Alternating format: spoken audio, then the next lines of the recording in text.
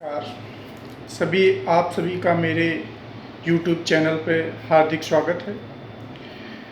आज मैं आप लोगों को बताऊंगा कि ज्योतिष में ग्रहों की नीचता का शब्द का वर्णन है। ग्रह नीच के हो जाते हैं, ये नीचता क्या है, इसके बारे में आज मैं आपको विस्तार से बताऊंगा। वह देखो, ग्रह क्यों नीच के होते हैं, क्या इसका मत है, क्या इसका वैज्ञानिक कारण है, आज मैं आप लोगों को बताऊंगा।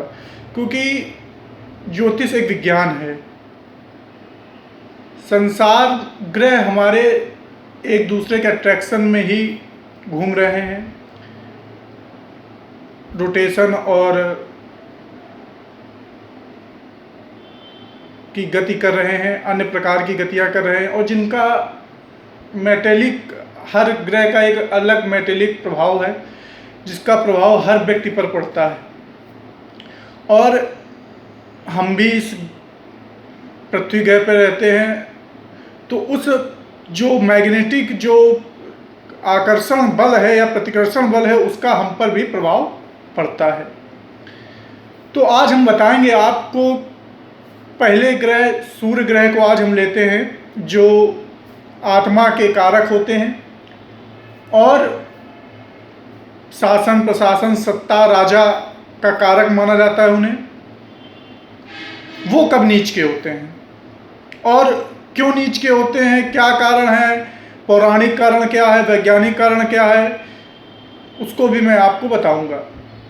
वर्तमान में सूर्य जब तुला राशि में होते हैं तो वो नीच के होते हैं। यानी जब किसी की कुंडली में सूर्य 7 नंबर खाने पे होंगे तो वो नीच के माने जाएंगे। क्यों नीच के माने जाते हैं? सूर्य है राजा, और अगर राजा ही भोग विलास, शुक्र तुला राशि के जो कारक ग्रह हैं, जो ओनर ग्रह हैं, वो हैं शुक्र विलासिता और भोग विलास की जो वस्तुएं हैं उनका कारक ग्रह है।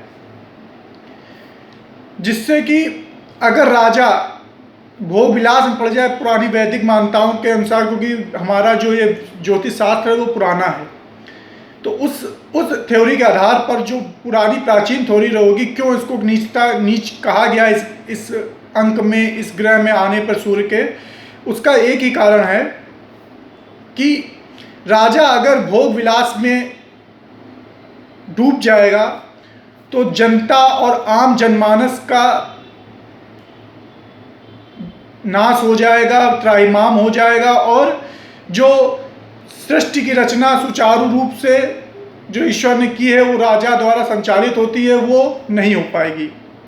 इसलिए सूर्य को शुक्र के घर में नीच कहा गया।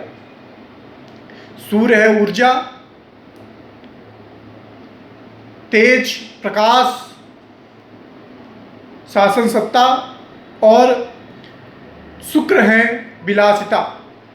अगर ये एक हो जाएं तो राजा शासन, आज वर्तमान में मुख्यमंत्री होते हैं, राजा के स्थान पर प्रधानमंत्री होते हैं, तो अगर मंत्री प्रधानमंत्री भोग विलास और अन्य काम क्रीडाओं में व्यस्त हो जाएं तो जनता का क्या होगा? जनता त्राहिमाम करेगी, जनता का कोई रखवाला संरक्षक नहीं होगा। इसलिए वैदिक शास्त्र में सूर्य को तुला में नीच का कहा गया। कोई नीच नहीं होता है, न ग्रह न जहाँ पर बैठते हैं, चूँकि इस संसार में जिसको जिस कार्य के लिए बनाया गया है, अगर वो कार्य नहीं करता है तो वो नीच का कहलाता है। सूर्य राजा, सूर्य का काम है प्रकाश करना, और राजा का काम है अपनी जनता को सुख सुविधाएं और उनका संरक्षण करना, प्रदान करना, सुख सुविधाएं प्रदान करना, संरक्षण करना। अगर वो एक कार्य नहीं करेगा तो वो एक प्रकार से नीच है। नीचता का ये अर्थ है।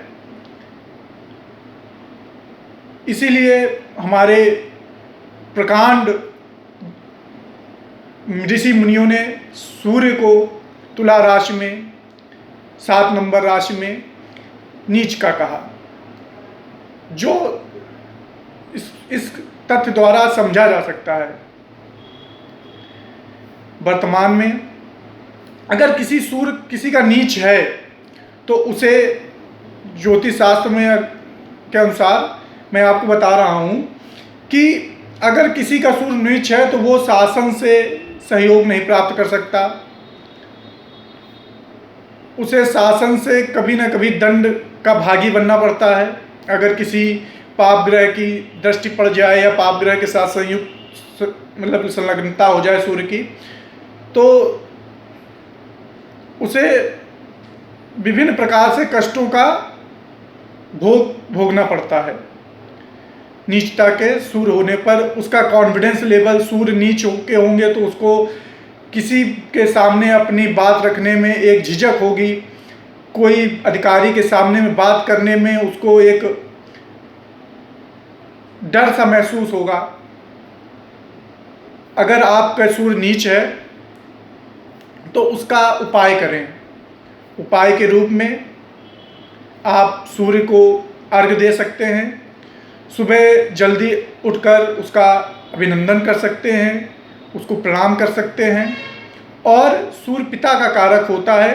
पिता का भी कार्य क्या होता है कि शासन द्वारा अपने पुत्र को सही रास्ते पर ले जाना, इसलिए सूर्य पिता का भी कारक होते हैं। अपने पिता का मान करें, सम्मान करें और उनका पूजन अर्चन करें।